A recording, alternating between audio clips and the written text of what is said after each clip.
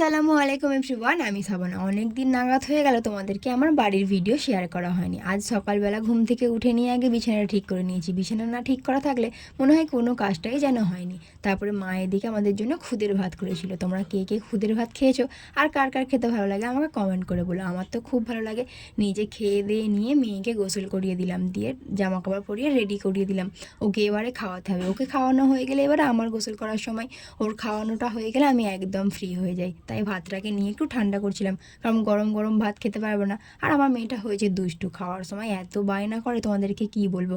ওকে খাইয়ে দাইয়ে ঘুম পাড়িয়ে দিলাম। এদিকে আমিও গোসল সেরে এসেছি। আজকে কেন তাড়াতাড়ি গোসল করেছি বলো তো?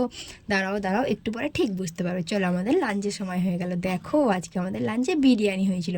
তাই আজকে সবাই মিলে তাড়াতাড়ি গোসল করে নিয়ে খাওয়া দাওয়াটা কমপ্লিট করে নিলাম। বিরিয়ানি খেতে কে কে পছন্দ করো? আমার তো রোজ হলে রোজই ভালো লাগে। খাওয়া দাওয়া কমপ্লিট করলে একটা লম্বা ঘুম দিয়ে দিলাম। চলো, ভিডিও ভালো লাগলে লাইক কমেন্ট শেয়ার করে সাবস্ক্রাইব করে আমার পাশে থেকো।